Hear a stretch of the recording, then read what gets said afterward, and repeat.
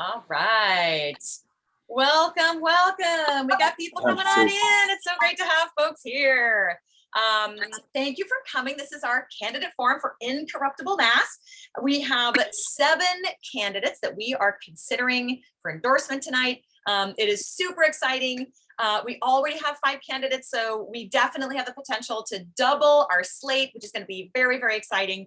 I want to just, while we are letting folks in, if you want to go ahead and put into the chat where you are from, what city you're from, or what region of Massachusetts, that would be amazing. And then, you know, we are in the middle of things. We are probably going to have, 10 or 11 candidates by the end of this weekend. Very exciting. And these folks that you're going to hear from tonight are people that, really we have had a lot of conversations with, and they're folks who are really brave. They are going to stand up for our rights and for vulnerable people in Massachusetts. They are wonderful candidates. We're so excited about them. We are looking to add people to our current slate of candidates. And just so that you know who is already on our slate, we are already endorsing Raul Fernandez. We are endorsing Vivian Birchall. We are endorsing Teresa English, Heather, May and Timmy Sullivan. And we are so excited to have 7 more candidates who are going to speak to you today. We are really working pretty hard already for the folks who are on our slate. So you can expect to see every week that we are having phone banks. You'll hear a little bit later about a phone bank that we're having for Raul Fernandez. That's next week.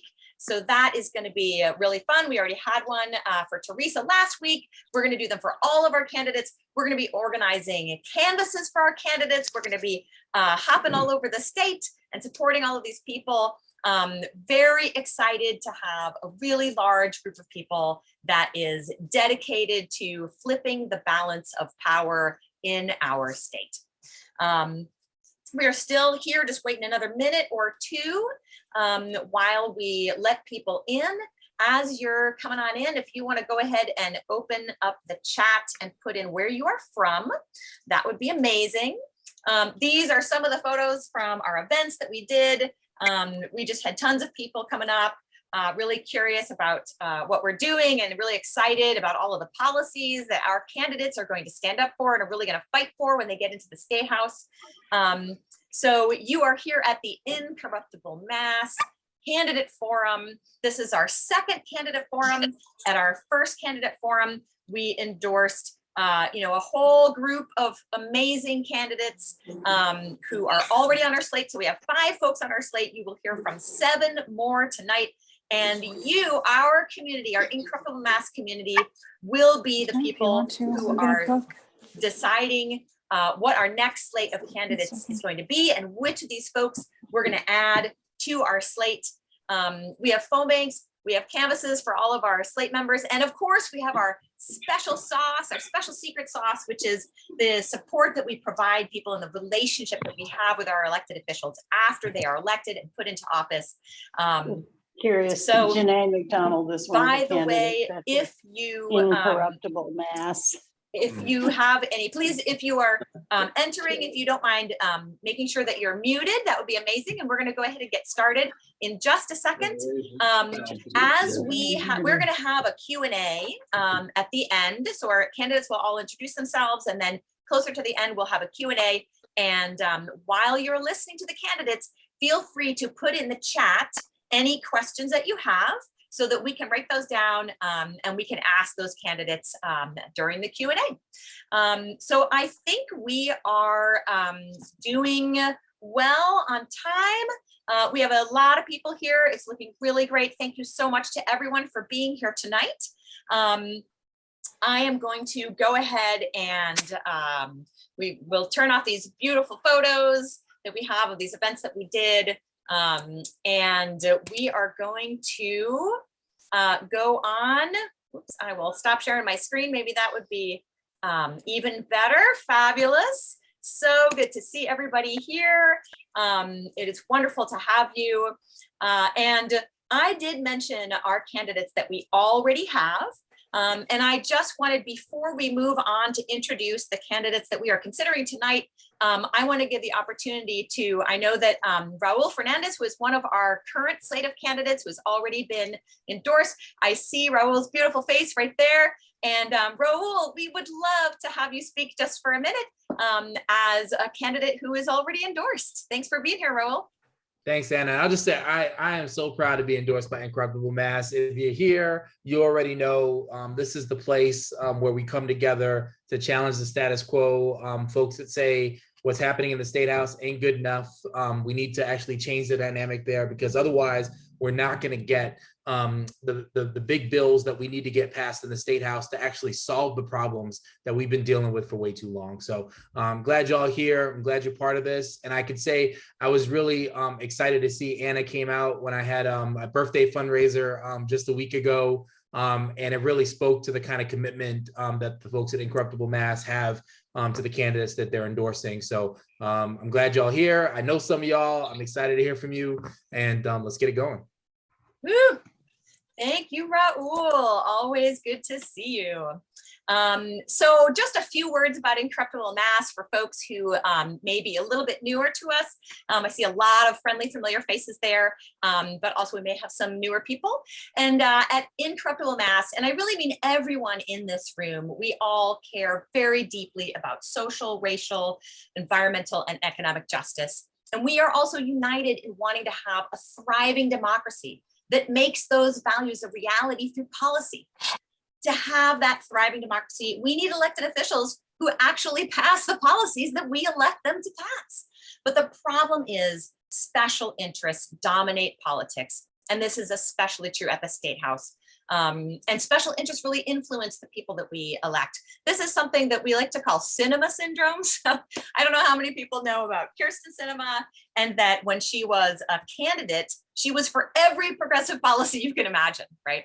But now that she is a senator, she is blocking every progressive policy from passing. And, you know, it really, the breaking campaign promises to give in to special interests is so prevalent in politics. It's almost like a contagious disease, right? And so we call this cinema syndrome. Sadly, nowhere is this more of a problem than on Beacon Hill. We elect a supermajority of Democrats to the State House, and yet they cannot pass many very popular policies that are in the Massachusetts Democratic Party platform, and they can't make it happen after years and decades. For example, a couple examples, a bill that would have increased funding for higher ed was voted down in a committee where 2/3 of the committee members were official co-sponsors of the bill. 9 state reps who were official co-sponsors of the transfer fee legislation voted against the transfer fee legislation. It is infuriating to all of us. And at Incorruptible Mass, we believe that elected officials should do what we elect them to do. Now, we know that people in this room, all of us, have been working very hard, especially in the last few years, to elect people. And then the problem is that all we see is that the policies that we fight for, they collect dust at the State House for years without even coming up for a vote. And that is why we are bringing a powerful strategy that we spent years perfecting at the local level. We're bringing it to the State House to get our state representatives to do what we elect them to do. Now, the word incorruptible is designed to make you think and to make you ask things like, hey, is anybody incorruptible? And fundamental to our philosophy is that no one is incorruptible. Not you, not me, not these amazing candidates you're about to meet, or the ones that we've already endorsed. It is not, that is just not the way, that's not reality. And our political system is designed to make people give in. But that's why our strategy is so important. It immunizes candidates against the pressure of special interest. This strategy has a track record of flipping the balance of power and getting progressive policies passed. So I'm just going to tell you how tonight will work. You will get a chance to listen to these amazing candidates. Then you'll have an opportunity after they speak to become a member if you're not a member already. And then Friday through Sunday, you can vote on whether to add these people to our slate of candidates, knowing that Incorruptible Mass provides all of our candidates with the tools they need to stand up to the pressure of special interests and to flip the balance of power.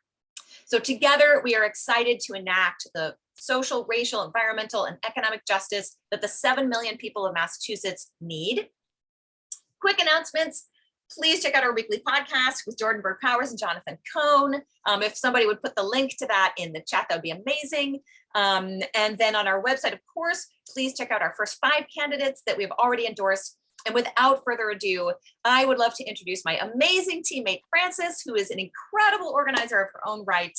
And she is going to introduce these fantastic candidates. So Frances, take it away. Thank you, Anna. I am honored to introduce these phenomenal candidates for our second round of endorsement considerations. I love election season. So first up, we have Jynai McDonald. Jynai is running to reclaim the 11th Hampden district for its community. A former candidate for Springfield City Council, Jynai knows it's time for fresh, new, and bold leadership that's ready to use legislation and secure funding to increase opportunities for all the people of the 11th Hampden. She says the current state rep, quote, needs a formidable candidate, unquote. And we agree that Jynai is just that candidate. Jynai, thank you so much for joining us. Thank you for having me. I had no idea I was going to be first, but it's always a pleasure, and I appreciate the recommendation for endorsement.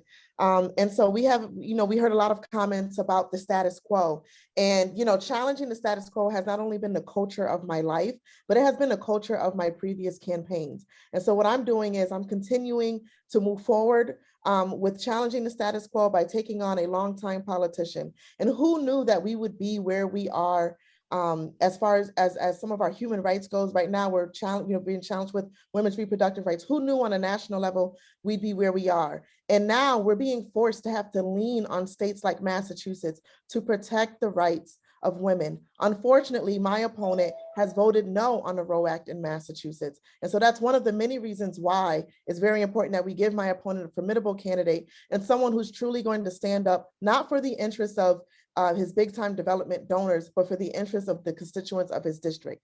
There are over 20,000 women in the district of the 11th Hampden, Massachusetts, and it's really important that we have representation it's really important that we have representation that adheres to who is in the district. So thank you for the time. I forgot to send my bio ahead of time, but I do have a long history of community organizing. I first learned to organize with the Western Mass chapter of Neighbor to Neighbor with my good friend Jafet Robles, who really taught me empowerment and that I don't have to be upset about the conditions of my community and my neighborhood.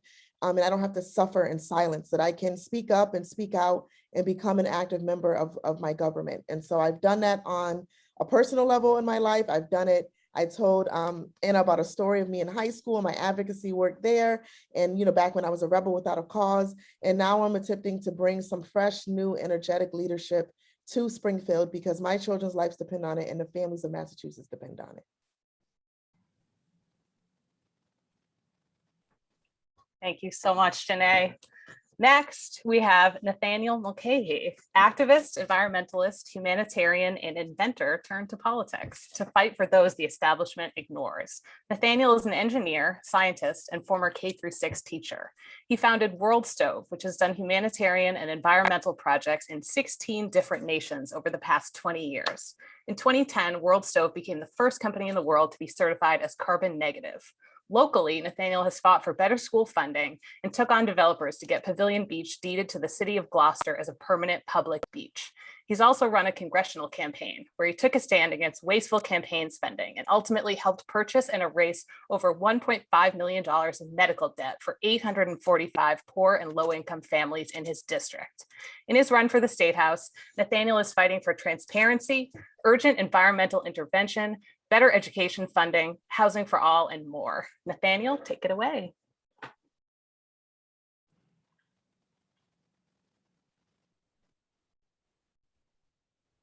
Uh-oh, Nathaniel's muted. There we go. So thank you again, Frances and Anna and everybody. Evan, good to see you. And Raul, I haven't seen you for a couple of years since the last time I met with you in the office with Gaetano. But it is an extreme honor to be here. I am excited, thrilled. I mean, many adjectives, but one of the exciting things is when I got my signature certified, I brought them in to Secretary of State with my kids. So my 2 5-year-olds got to see what was happening. My wife was there, and I realized this is not going to be an easy battle because a crowd formed on the other side of the plexiglass, and they said, "So, you're taking on the vice chair of the Ways and Means Committee. That should be interesting." Okay. But they even called people up to the window and said, "This is the guy, come see." So I am really excited to be part of this because you don't take on a big challenge like that without a team. And you can't win big battles by yourself. If we're going to get systemic change, we need to form a powerful team that is well united, both morally and ethically, and in fun too. You know, one of the things I like about Incorruptibles is there's this tinge of fun to everything that seems to be happening, and that gives us energy. That gives us the oomph to take on the people who are so sedentary. I was a few minutes late logging on because I clicked the wrong Zoom link, and when I clicked the link, I clicked the delegate training link for the Mass Dems, which is taking place at exactly the same time. And oh my God, the difference in energy between that Zoom meeting and this Zoom meeting is astounding. This Zoom meeting is what we need to see on the Hill. That Zoom meeting is very clearly never going to get anything done. Sorry about the jazz hands. It's just they get kind of blurry on the screen. How cool. No, never mind. So in any event, it is exciting to be here. I am taking on a big opponent. She's been in office for 12 years. But on a more serious note, every single time that the Fair Share Amendment came up, she voted against it. She refused to co-sponsor it. She voted against it every time. With the tragedy that happened in Texas this week, where we saw, as we've all known, that police and schools aren't supposed to be there. There's just no, in my opinion, no excuse, no justifiable reason to have police in any school at any time. My opponent has voted in favor of allowing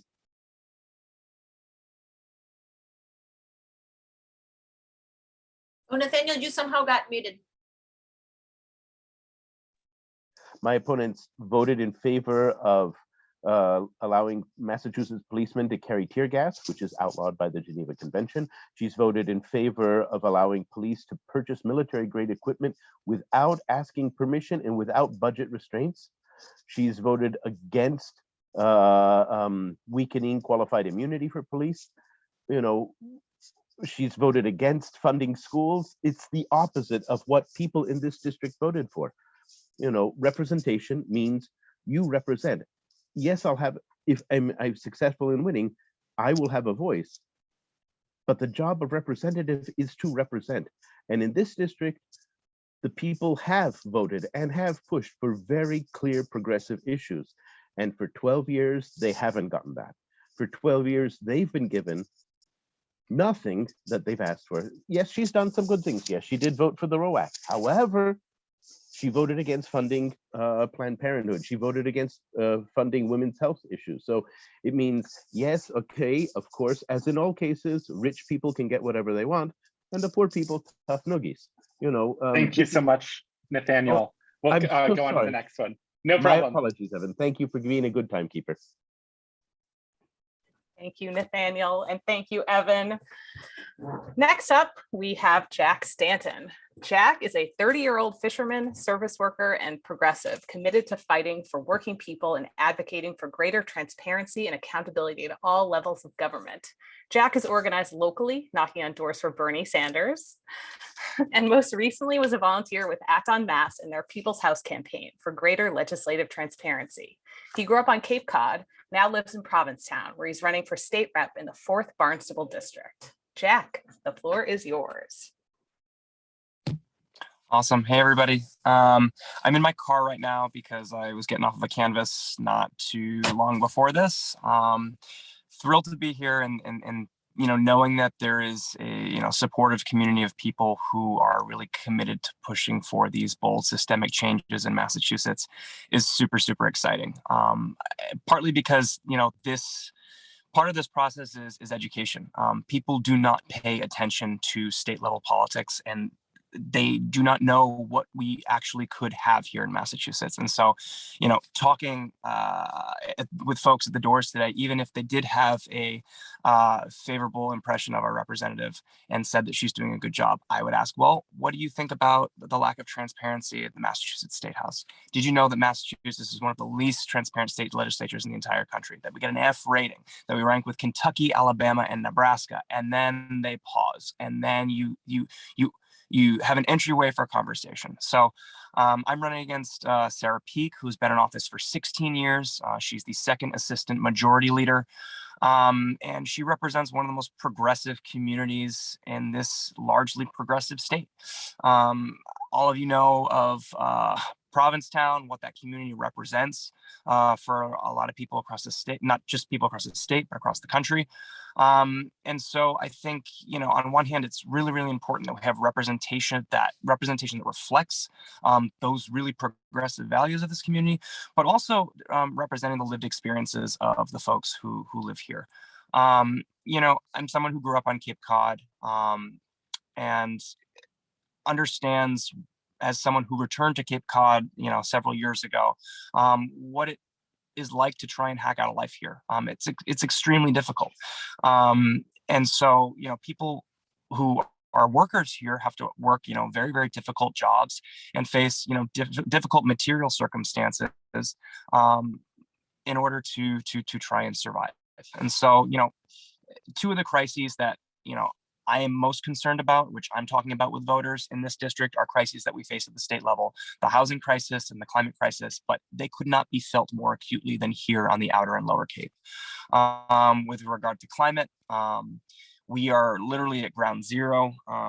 If anyone takes a look at how high the tide comes up in Provincetown when you get a king tide, I mean, it's lapping up on Commercial Street. And, we have a very fragile environment here on the Outer Cape. A good portion of the land is federal land, National Park Service land.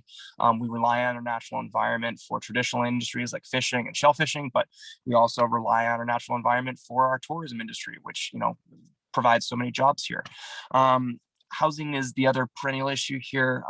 You can't have a community if people don't have places to live. And by virtue of the proliferation of Airbnb and short-term rentals, housing stock has gotten to a point where A, it's way too expensive, but B, there's hardly anything left. And so you have this phenomenon where you have surgeons and doctors who are trying to buy homes here so they can get jobs employed with our local healthcare system, which is the most, consistent sector of our economy, second most important sector of our economy in terms of employment on the Cape, and they can't even afford to find a home. So we have these major systemic issues where the state really should be playing a larger role, and the current representative does not fight with the sense of urgency with these issues that are impacting working people immensely. With regard to transparency, have a nice day. Thank you so much, Jack. Yeah, we'll transition to Francis for the next one. Thank you. Thank you, Jack. Next, we have Sam Montaño. Sam is a queer, non-binary Latina running for state rep in the 15th Suffolk. Sam has been deeply engaged in their district for the last 8 years. As former chair of the JP Neighborhood Council, Sam facilitated community conversations about issues directly impacting the community. Sam's organized across the district and has actively contributed to the neighborhood with art, housing, and youth centers. Sam's deep commitment and relationships with the neighborhood make them a candidate ready to organize and co-lead alongside their neighbors. Sam, so glad to have you. Take it away. Thank you for the introduction, and thank you to everyone for being here tonight on what is a beautiful night outside. My name is Sam Montaño. I use she, her, they, them pronouns, and I'm running for the open Suffolk 15th seat. We currently have Rep. Elegardu's support and endorsement in this race, and we're excited to continue to build on that. Jamaica Plain has a reputation as an incredibly progressive neighborhood, and I think we do have a lot of opportunity to push for progressive things, but I've also chaired the neighborhood council and know that that is not the case across the board, and that there's a lot of work to do in the district. I have had those conversations with folks at the district. I have been chairing meetings where I've had to stop and openly address racist comments that have been made around housing, around zoning, around who will live in our neighborhood. And so I'm prepared to take that same experience to the State House and ready to have those conversations there too. I am, gender nonconforming, I'm tattooed, I'm queer, I'm Latina, right? So there's all these parts of myself that I already bring into all these spaces, and I'm very comfortable continuing to use all these parts of my identity to move us forward and to have these important organizing conversations with folks. We're playing an inside and outside game. It takes organizing on the inside and it takes organizing on the outside. And I'm ready to commit to that transparency that we need to move things forward. The more that you don't know, the harder it is to work. And I think that that's what we need to work on. A little bit about me is I come from a family. My dad is a union guy. He served in Operation Desert Storm, came back with PTSD, struggled with substance use and abuse, and our family eventually divorced because of it. My mom, my sister, and I moved continuously year after year. We know housing instability. I hadn't lived in a house continuously for more than a year from the age of 12 until this year. This is the first year I've lived in a place consecutively for 2 years because it's expensive, because I have to move every year, because I can't afford to stay in my apartment. So I know the deep, deep housing struggle that's happening in our neighborhood. And I know the systemic issues that are keeping folks from moving forward. And I've engaged on them. And I've been able to impact the amount of affordable housing we have coming into our district. So I think that these are the important things to consider when you're talking about lived experience. In addition to that, I currently am a director of organizing at an environmental justice organization. We too see the tide lapping up on the Chelsea shores, coming into housing, impacting low-income communities of color, communities that don't speak English primarily, who need the person with that lived experience to meet them on the ground, but also to take them and create the space for them in the State House, because this is going to be a campaign that creates space and takes space. So I think that, considering all that, I've gone to public school my whole life. I'm deeply invested in public education, in funding that, in supporting others as they grow. I would be the first out non-binary person in the State House. That's a constituency that's not being represented at all in the State House. That's a constituency that has no representation, has no one to follow up on. And so I think that the work that I've done, from bringing a youth center to Mildred Haley, to volunteering on the Hyde Square Task Force Board, to sitting on the Southern Jamaica Plain Health Center, which is rooted deeply in racial equity, to advocating for DACA recipients and bringing together immigration activists across JP when DACA was at risk and we fundraised, to working in the kitchens to help cover food costs during the pandemic. I am deeply engaged in the community, and I've had tangible impacts in the community, and I'm ready to continue to push us forward and to have those difficult conversations. Thank you so much, Sam. Thank you, Sam. Next, we have Roxanne Longoria, also running in the 15th Suffolk District. Roxanne is deeply committed to progressive policy, and her main priorities are affordable housing, educational equity, criminal legal system reform, upholding LGBTQ rights, and increasing transitional support services for young people in foster care. Her key issues are not just political for her, they're personal. She is a queer Latina woman of color living in Boston. She's a renter. She's someone who's been displaced, and she's the daughter of someone who was incarcerated by the racist war on drugs. This is an election for an open seat with no incumbent, and Roxanne is the only candidate with direct experience working in Boston government to enact change during a moderate administration. As the director of youth homelessness, she fought to give people direct access to cash support during the pandemic, and she was able to allocate $50,000 to distribute directly into the bank accounts of young people to support them in meeting their basic needs. In the State House, she'll continue to champion progressive policies, prioritize the needs of the district's most vulnerable residents, and ensure that marginalized communities have a seat at the legislative table. Roxanne, thanks for joining us. Hi, thank you. Thank you, everybody. And thank you for giving me this opportunity to share with you a little bit about my platform. My name is Roxanne Longoria. I'm the daughter of a single mother and an immigrant father who was incarcerated for the majority of my childhood on racist cannabis charges that would not be prosecuted today. I used the systemic inequities my mother and I went through to inform my work as a child and foster care advocate, and then as the director of youth homelessness initiatives for the city of Boston. I'm also one of the 1.8 million women who were pushed out of the workplace to become a full-time caregiver during the pandemic. I'm running for state representative because I know who is affected when systems fail, and I want to use my lived experience to be part of the solution. My experience in the Walsh administration showed me the limitations of working within a bureaucracy. There were many meetings where I was the only woman of color in the room and I had to speak truth to power.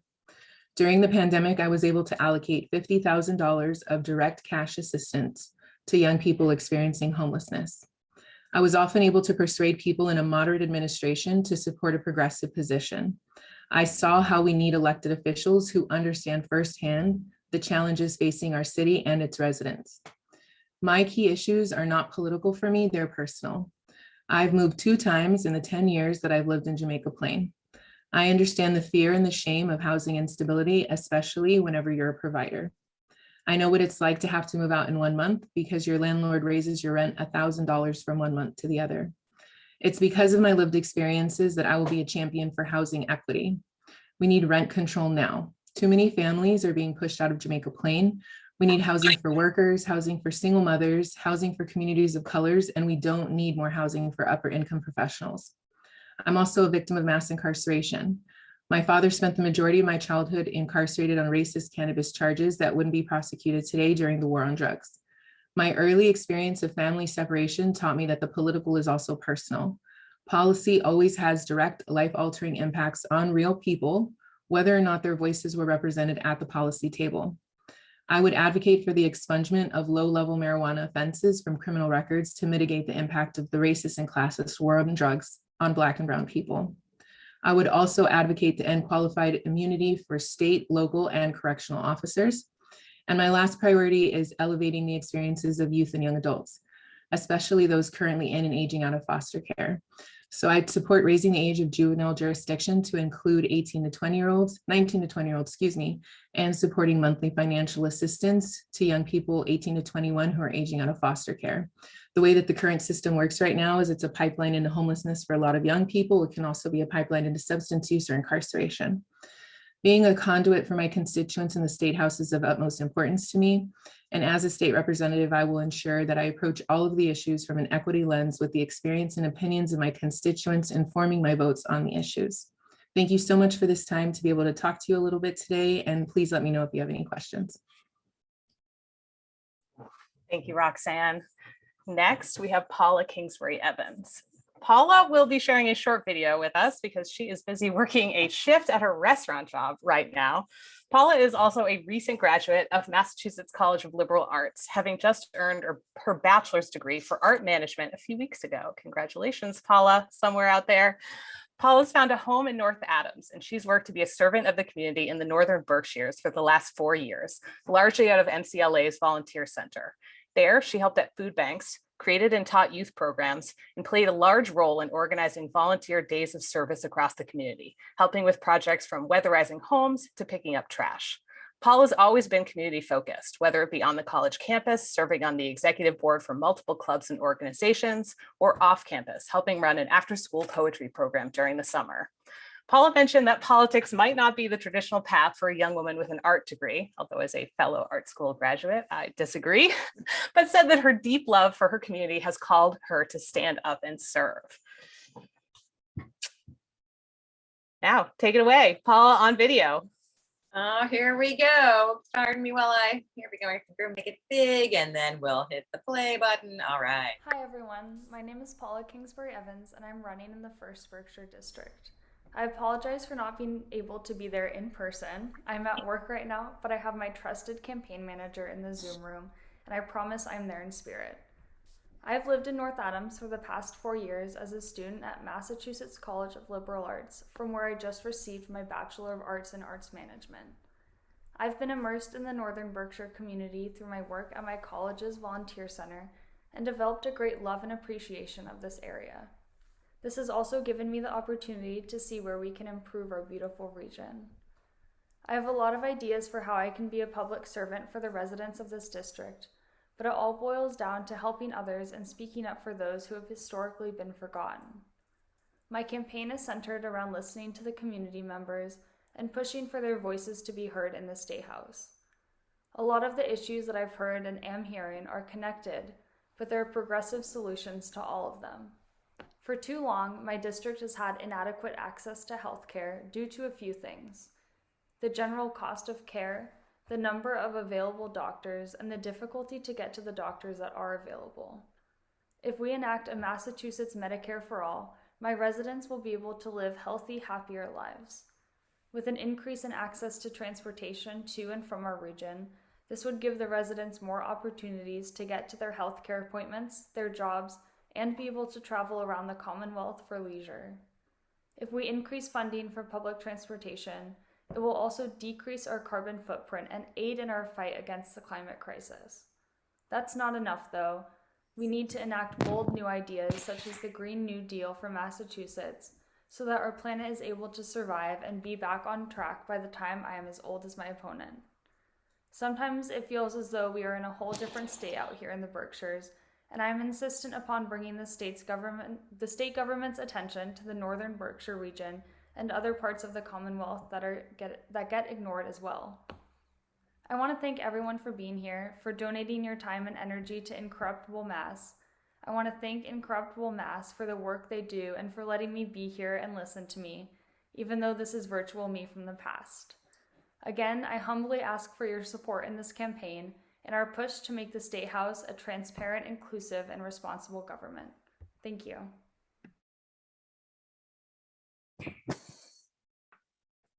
Great. And last, but certainly not least, we have Nichole Mossalam, a candidate for state rep in the 35th Middlesex district.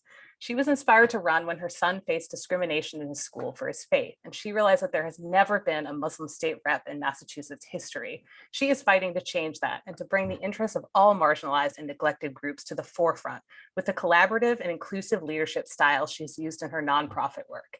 Nichole, so happy to have you. So by the way, Nichole sent a video, but I know that she's here in the Zoom room because she got out of her meeting. And so I do want to ask Nichole, she's also feeding her kids. So I want to see, Nichole, if you are available, because we would love to have you speak in person if you can. If you can take a minute away from your kids, that would be amazing. If not, I will play the video, but it'd be awesome to have you live. Oh. Sorry, I didn't see you text me. I had my phone with me and I was in the other room preparing dinner.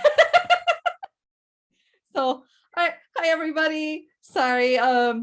Yeah, messy business. I got dinner on and trying to get the kids ready for bed too. But thank you all. My name is Nichole Mossalam. I'm running for state representative here in the 35th Middlesex district. You know, as you just saw, I'm a working class mother of 3, so pure chaos at times, just in case you see one munchkin run in. But I'm also an interfaith leader with deep roots in this community. I began my career here in Massachusetts as the very first female director of the Islamic Society of Boston in Cambridge.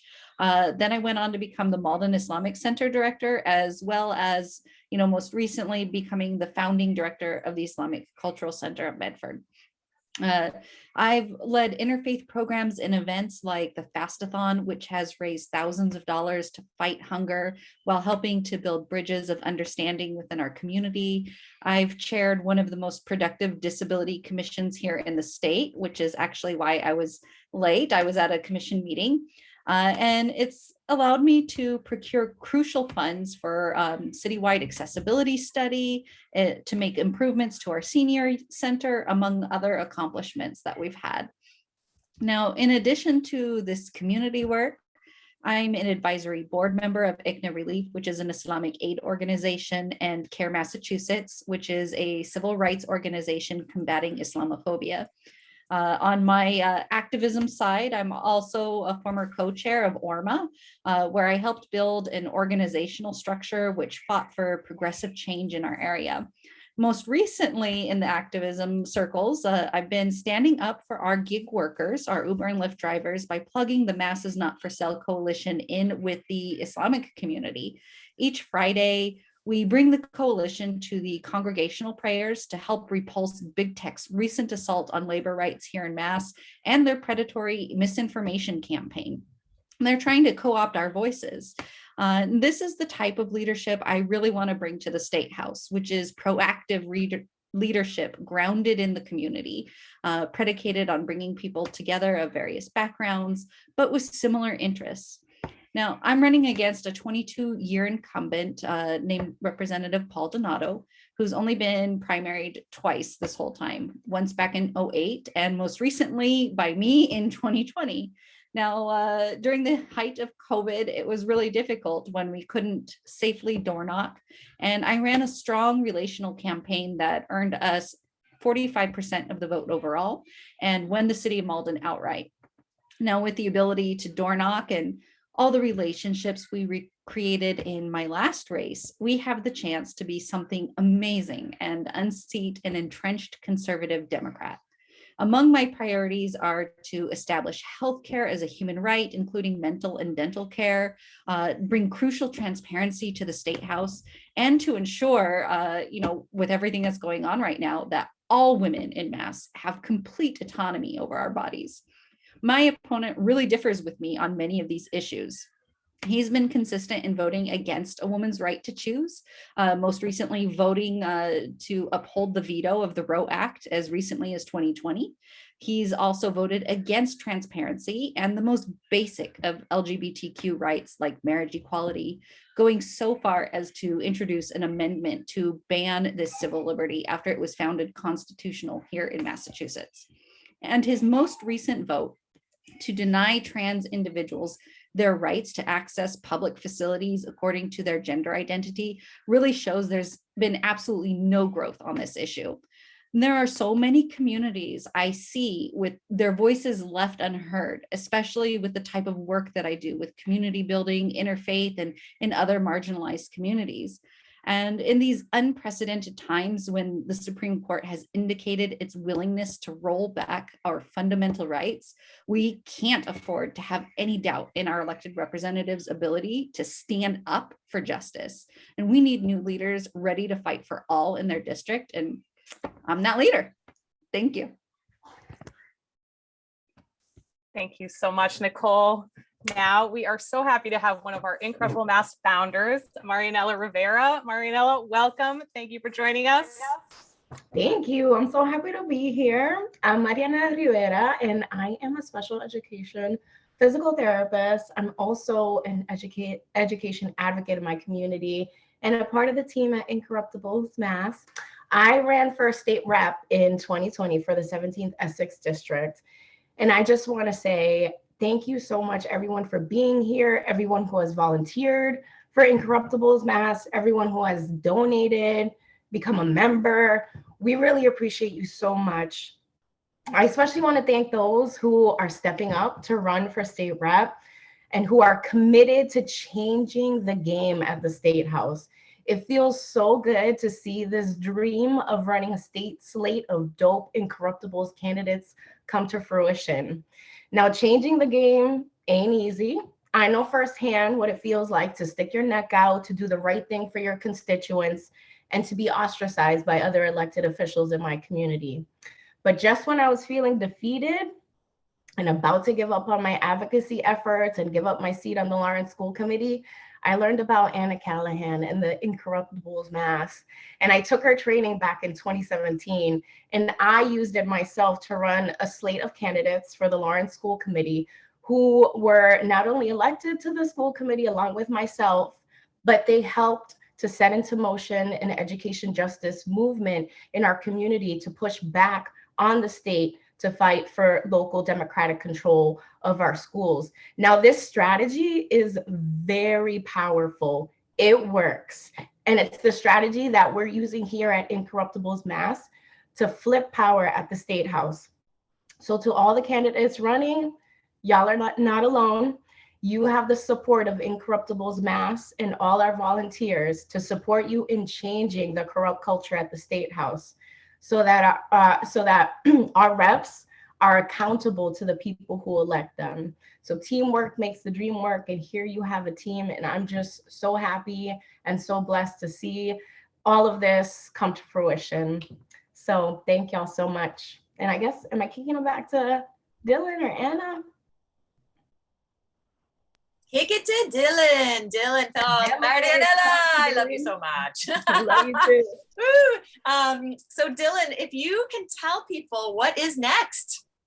Yeah, and thank you, Marianella, and thank you everybody for being here, and extra super duper special thanks to all these fantastic candidates who set aside time from their busy campaign and life schedules to speak with us. Super inspiring. I'll be quick. My name is Dylan. I'm an activist in Central Mass. I'm part of the Incorruptible Mass strategy team. Just wanted to give you a quick rundown on the next steps. First, all of our Incorruptible Mass members will be emailed a ballot tomorrow at noon. And members will have until Sunday at midnight to return their ballots. And candidates need to reach a 60% threshold of approval for our endorsement, and we'll announce the results on Monday. But you might be asking, who are our members exactly? Well, I hope all of you are. All it takes is an annual contribution of any size to join our ranks. Dropping the link in the chat right now, and I really hope to see lots of your names on our next OCPF report. And by the way, annual contribution of any size is not quite correct. So there's specific membership amounts, but yes, go to our membership page, and monthly or annually, we love monthly. Yeah.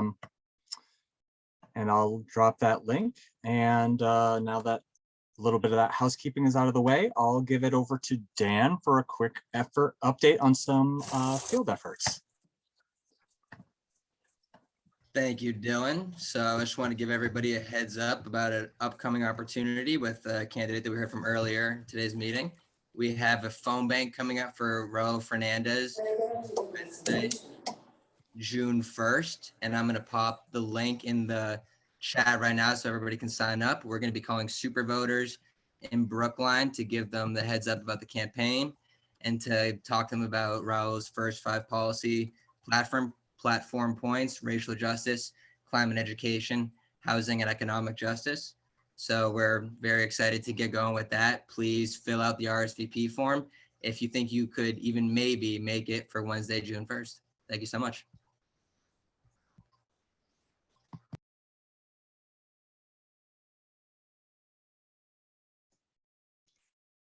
So are we ready for questions and answers? Yeah, we are. Great. So I'm Martha Carshare. I am a super volunteer, and I will ask questions and ask participants to put questions in the chat, and I will be scanning that. But why don't we start out with a prepared question? Candidates, I'm going to ask that you take no longer than a minute to answer, as I know we have about 10 minutes left.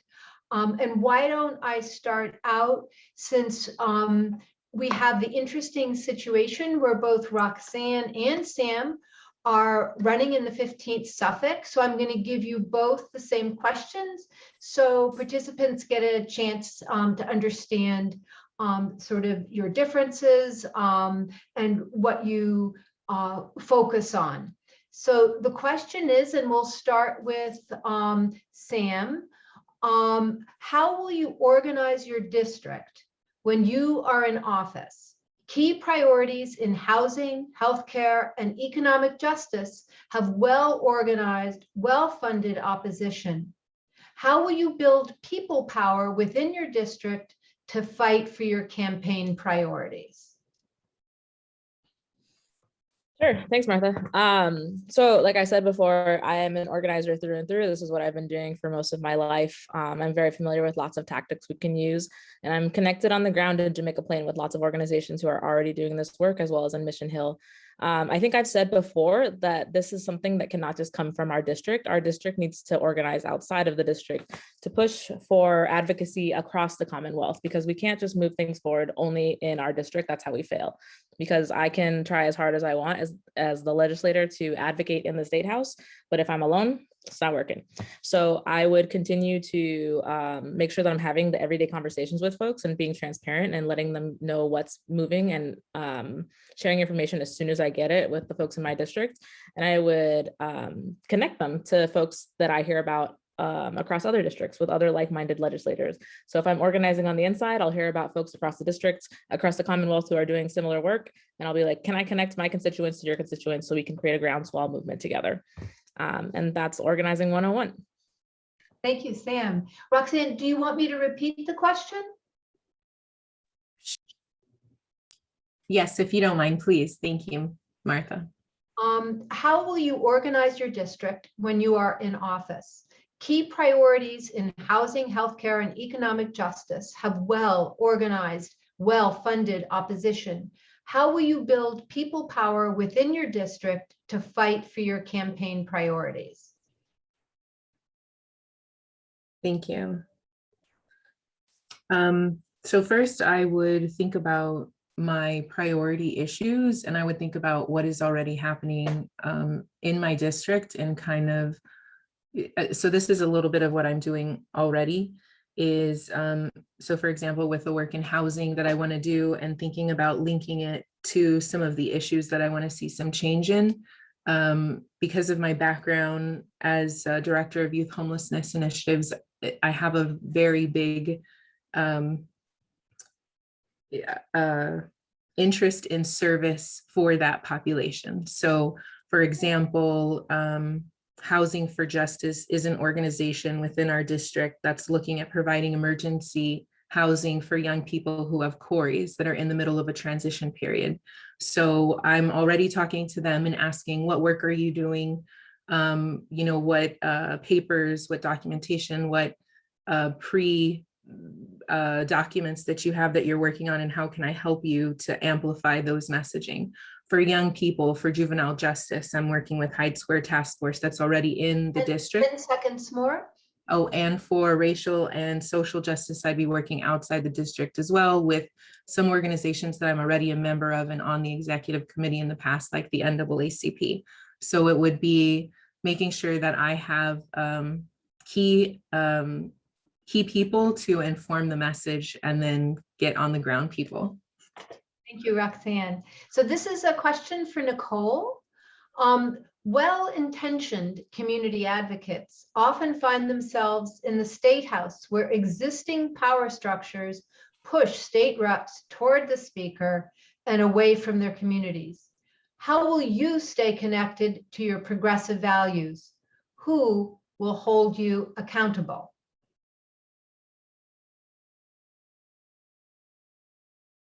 Is Nichole still here? Just pop back. Thank you. Sorry about that. Do you need me to repeat the question? Yes, please. So I'm going to ask that you take a minute to answer the question. And the question is, well-intentioned community advocates often find themselves in the State House, where existing power structures push state reps toward the speaker and away from their communities. How will you stay connected to your progressive values? Who will hold you accountable? Well, I think first and foremost, I need to be brutally honest. As much as I love my community, when it comes to Muslims, especially from different countries, they have certain cultural concepts.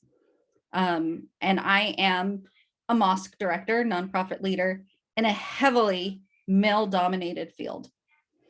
It takes quite the backbone to be able to do what I do within our community. And I receive a lot of pushback. And also, you know, when it comes to advocating for our community, Islamophobia is no joke. I mean, I've had three to four Breitbart articles on me already. I've been targeted by hate groups and I've received death threats. but I can sleep soundly at night because I stay true to my morals and my ideals, to what's right and what's wrong. And I believe that's something that I can bring to the State House. I'm not someone who folds easily. I mean, I have to stand up for what I believe on continually, every single day. I have to live what I believe every single day. And I believe it's the people, my relationships with my community that will hold me accountable. Because when I'm out on the doors right now, when I'm door knocking, the biggest theme that I'm hearing over and over again is that they don't have a relationship with our elected representative. They don't Thank feel you so heard. much, Nichole. Sorry. Sorry, thank you. Yeah. Thank you. All right. Thanks, and thank you, Nichole. So we have time for one last question. Jynai, this question is for you. Who are the people in your district who you are most excited to talk to and listen to during your campaign? Well, as cheesy as this may sound, it's everyone actually. That's one of the things that I really enjoy. But I want to tell you, when I'm looking at, my list and I have my minivan open, and I get probably the most excited before I walk up to the door when I see someone that is either in my age range or younger than me. And that really excites me because, you all know the trick of make sure you're targeting your super voters or those that are more likely to come out and vote during your election. So whenever I know that my numbers people are helping me target super voters, and those super voters are either my age or younger, it brings me so much joy. And I'm able to transform the conversation into more so thanking them for being, a super voter, for being active and civically engaged. And then I'm able to, also hear what their needs are, what their concerns are, so that I can stay up to date on what the needs of the district are, because I'm only one person. And despite me, knowing many things, I'm not an expert in everything, and I should allow my constituents to be the compass for the work that I do. Thank you, Jynai. And I think we have a minute to go. And Martha, can I make a suggestion? And I hope if anybody can't stay, I totally understand, but I think we might be able to do something super quick and just have each candidate spend 30 seconds on the question that came in from Cole. What is one issue facing the state of Massachusetts that you feel doesn't get enough attention? So if you don't mind, Martha, would you just call on our 7 candidates and make sure that we get to everyone? I will do my best. And if I skip somebody, let me know. Why don't we start with Jack Stanton?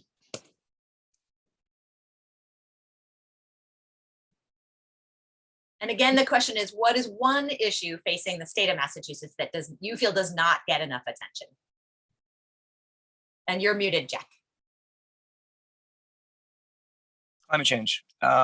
What scientists are saying is utterly appalling. I know, legislators will talk about it, but it does not match the level of severity of the crisis that we're facing right now. And it does not match, the response is not commensurate with what we could actually do here in Massachusetts to have a global impact, which is significant. Thank you. Thank you, Jack. Nathaniel Mulcahy. It has to be transparency. We have all huge issues that we all want to fight for, but with no accountability, we can't get anything done on Beacon Hill. And we have to have transparency so we can have accountability and hold our representatives responsible for their votes, not just what they've co-sponsored, but their votes. And Anna, are you suggesting even candidates who've had a chance to talk also answer this question? Yes. Okay, so then back to you, Jynai. Okay, so my response is more so directly related to the people of Massachusetts and how it impacts their daily lives. And so one of the most important issues facing Massachusetts right now is childcare. Massachusetts has the highest cost of childcare in the country.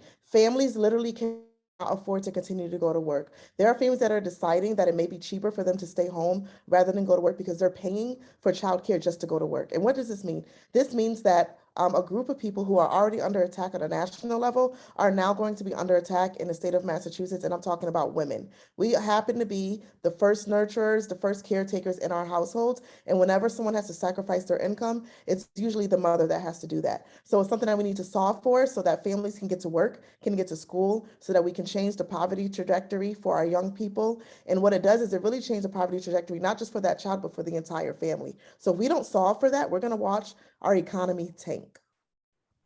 Thank you, Jynai. Same question, Sam.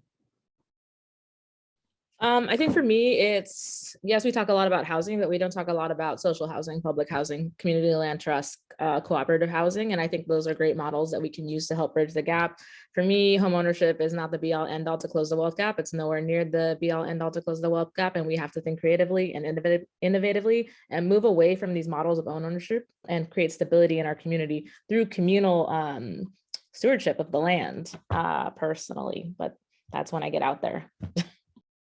Thanks, Sam. Nichole. I'm an administrator at heart and believe in strategic planning. So I look at the bedrock of the issue. We have so many very important issues here in Massachusetts, but we can't get anything through if there's no transparency. If a legislator can put their name as a co-sponsor on a piece of legislation and then go kill it in committee with none the wiser. So I think until we address that specific issue, which many people don't even realize, we're not going to get movement on very much anything else. Thank you, Nichole. Roxanne, same question. Sure, thank you. Wealth redistribution. Working class families were hit the hardest during the pandemic, and we really need to elevate the most vulnerable populations, and whether that be by fair share, by taxes, by ARPA funds, whatever, it needs to be done. There's way too much of a wealth gap in between working class families and Black and brown communities. Thank you, Roxanne. And I don't believe Paula made it in. She's still working, right? So I don't think I left anyone out. Speak up if I left out a candidate. I think that's it, Martha. Thank you so much. And I really want to thank everyone for sticking around. We're just a few minutes after. Thank you, everyone. We will be sending this out to our whole membership and to a ton of people, because we really want for you, our community, to be making decisions about who we endorse. So please do vote Friday through Sunday. If you are still here in this room and you have a minute or two, I'm going to throw it over, if he's up for it, to Timmy Sullivan, who is one of our endorsed candidates, just to speak for like 30 seconds. Timmy, if you want to say a couple words. By the way, we are done. I don't really want to keep people. We try to keep things on time and fun. Thank you, Nathaniel, for recognizing that. So it's 8:34 and we are wrapped up, but we'd love to hear from Timmy, one of our endorsed candidates, just for a little minute.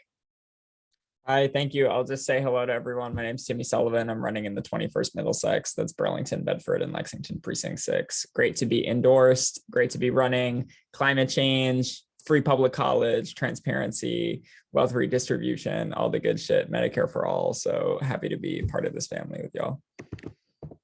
Fantastic. Wonderful. Thank you so much, everyone. It was lovely to have you.